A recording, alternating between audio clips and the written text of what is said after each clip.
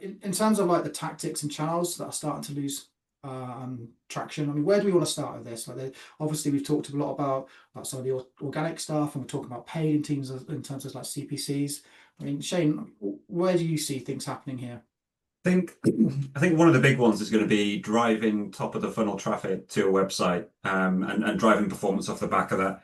It's how a lot of websites kind of drive the bulk of their performance at the moment, certainly publishing websites, and things like that. But even for kind of B2B SaaS businesses, a lot of performance has previously been driven by that top of the funnel traffic. And then once you've got them to the website, trying to push them down.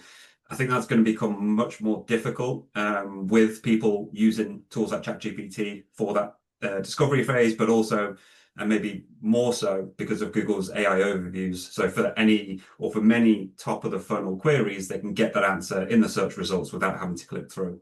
And we've seen that all across 2025, and I think we'll continue to see it into 2026 as well.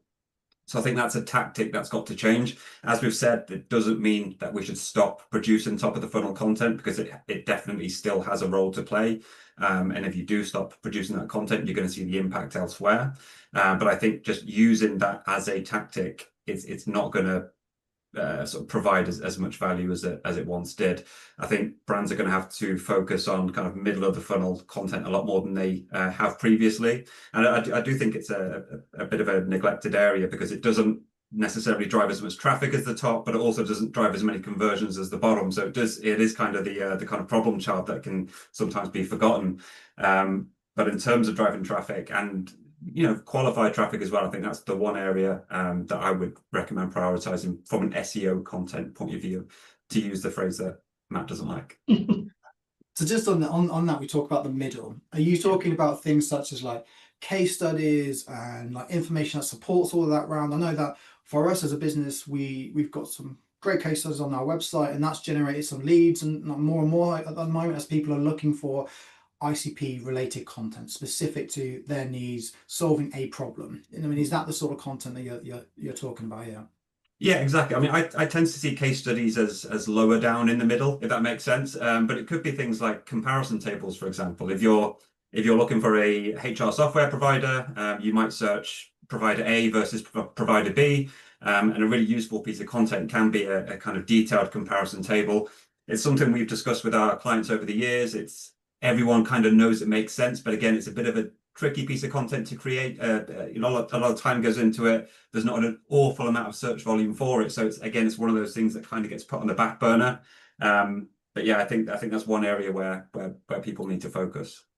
I guess on that as well, people don't want to put their pricing on the website, Yes, so there's that as well. Like literally wanted to jump in and be like, I think the people that win in 2026 are the people who are confident and will put their pricing on the site, because the ICP for a lot of companies is their expectation is they don't have to call to find out the price, and it will put them off. So my personal opinion is I think that the people who are upfront with their pricing and willing to put on their site are going to be the ones that win in 2026.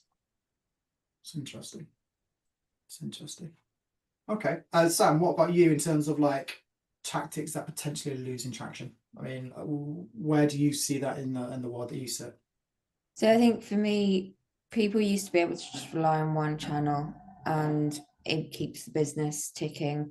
So whether that would be investing just in Google Ads to be able to drive leads, or even invest in organic to drive more traffic through, and then it goes down the funnel that way.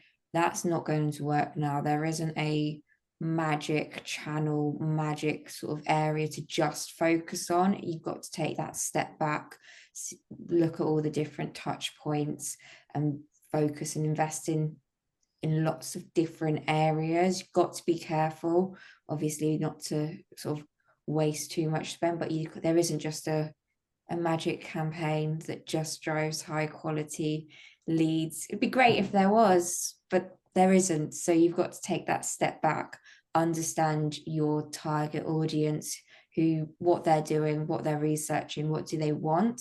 Is it that people are quite time poor at the moment, so they don't want to have to wait 1-2 business days to get a pricing quote or to find out exactly what you guys can offer?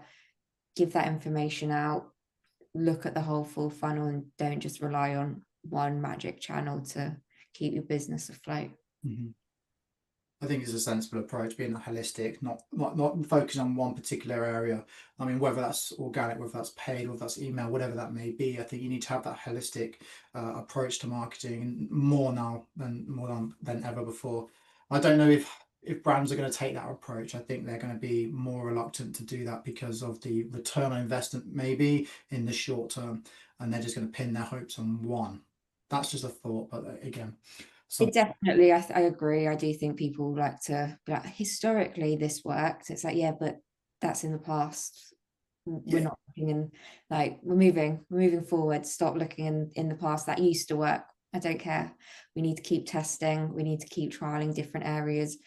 Also speaking to different teams, whereas I think in the past people would just sit with the marketing team, or even within the organic, the messaging, the campaigns, they've got to work.